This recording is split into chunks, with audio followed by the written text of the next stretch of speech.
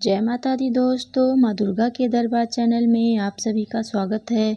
मैं आशा करती हूँ आप सभी लोग बहुत अच्छे होंगे और माता रानी की कृपा आप सभी पर बनी रहे। दोस्तों, ब्रह्म वैवर्त पुराण में देवशयनी एकादशी के विशेष महात्म्य का वर्णन किया गया है। इस व्रत से प्राणी की समस्त मनोकामनाएं पूर्ण होती हैं। यह एकादशी आषाढ़ मास के कृष्ण पक्ष की एकादशी, जिसे योगिनी एकादशी कहते हैं, के बाद आती है। आषाढ़ मास के शुक्ल पक्ष की एकादशी को ही देवशयनी एकादशी कहा जाता है। इसी एकादशी से चातुर्मास का आरंभ माना जाता है। इस अवधि में कोई भी शुभ कार्य जैसे विवाह आदि नहीं किया जाता है। मान्यता है कि इस दिन से भगवान श्री हरि विष्णु क्षीर सागर में शयन करते हैं और फिर 4 माह बाद उन्हें उठाया जाता है। उस दिन को देवोत्थानी एकादशी कहा जाता है। इस बीच के अंतराल को ही चातुर्मास कहा गया है।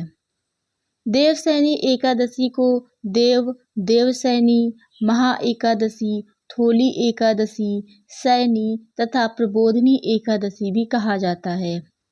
तो आइए आज शुरू करते हैं आज की अपनी कथा, देवशयनी एकादशी व्रत कथा। धर्मराज युधिष्ठिर ने कहा, हे केशव, आषाढ़ शुक्ल एकादशी का क्या नाम है? इस व्रत के करने की विधि क्या है और किस देवता का पूजन किया जाता है? श्री कृष्ण कहने लगे कि हे युधिष्ठिर, जिस कथा को ब्रह्मा जी ने नारद जी से कहा था वही मैं तुमसे कहता हूँ। एक बार देव ऋषि नारद जी ने ब्रह्मा जी से इस एकादशी के विषय में जानने की उत्सुकता प्रकट की। तब ब्रह्मा जी ने उन्हें बताया, सतयुग में मानधाता नाम एक चक्रवर्ती सम्राट राज्य करते थे। उनके राज्य में प्रजा बहुत सुखी थी, किंतु भविष्य में क्या हो जाए यह कोई नहीं जानता। अतः वे भी इस बात से अनभिज्ञ थे कि उनके राज्य में शीघ्र ही भयंकर अकाल पड़ने वाला है। उनके राज्य में पूरे 3 वर्ष तक वर्षा न होने के कारण भयंकर अकाल पड़ा। इस अकाल से चारों ओर त्राही त्राही मच गई। धर्म पक्ष के यज्ञ, हवन, पिंडदान, कथा, व्रत आदि में कमी हो गई। जब मुसीबत पड़ी हो तो धार्मिक कार्यों में प्राणी की रुचि कहाँ रह जाती है। प्रजा ने राजा के पास जाकर अपनी वेदना की दुहाई दी। राजा तो इस स्थिति को लेकर पहले से ही दुखी थे। वे सोचने लगे कि आखिर मैंने ऐसा कौन सा पाप कर्म किया है जिसका दंड मुझे इस रूप में मिल रहा है। फिर इस कष्ट से मुक्ति पाने का कोई साधन करने के उद्देश्य से राजा सेना को लेकर जंगल की ओर चल दिए। वहां विचरण करते करते एक दिन वे ब्रह्मा जी के पुत्र अंगिरा ऋषि के आश्रम में पहुंचे और उन्हें साष्टांग प्रणाम किया। ऋषिवर ने आशीर्वाद देने के उपरांत कुशल क्षेम पूछा। फिर जंगल में विचरने व अपने आश्रम में आने का प्रयोजन जानना चाहा। तब राजा ने हाथ जोड़कर कहा, महात्मन, सभी प्रकार से धर्म का पालन करता हुआ भी मैं अपने राज्य में दुर्भिक्ष का दृश्य देख रहा हूँ। आखिर किस कारण ऐसा हो रहा है? कृपया इसका समाधान करें। यह सुनकर महर्षि अंगिरा ने कहा, हे राजन, सब युगों से उत्तम यह सतयुग है। इसमें छोटे से पाप का भी बड़ा भयंकर दंड मिलता है। इसमें धर्म अपने चारों चरणों में व्याप्त रहता है।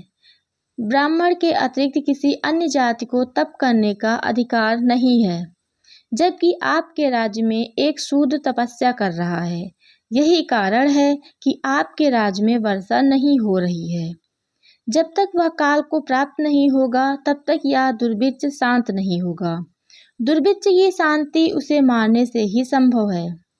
किंतु राजा का हृदय एक निरपराध शूद्र तपस्वी का समन करने को तैयार नहीं हुआ।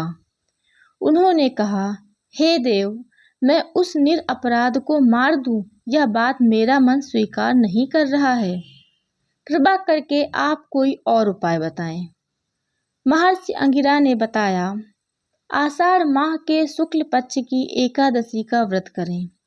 इस व्रत के प्रभाव से अवश्य ही वर्षा होगी। राजा अपने राज्य की राजधानी लौट आए और चारों वर्णों सहित पद्म एकादशी का विधि पूर्वक व्रत किया। व्रत के प्रभाव से उनके राज्य में मूसलाधार वर्षा हुई और पूरा राज्य धन धान्य से परिपूर्ण हो गया। ब्रह्मावैवर्त पुराण में देवशयनी एकादशी के विशेष महात्म का वर्णन किया गया है। इस व्रत से प्राणी की समस्त मनोकामनाएं पूर्ण होती हैं।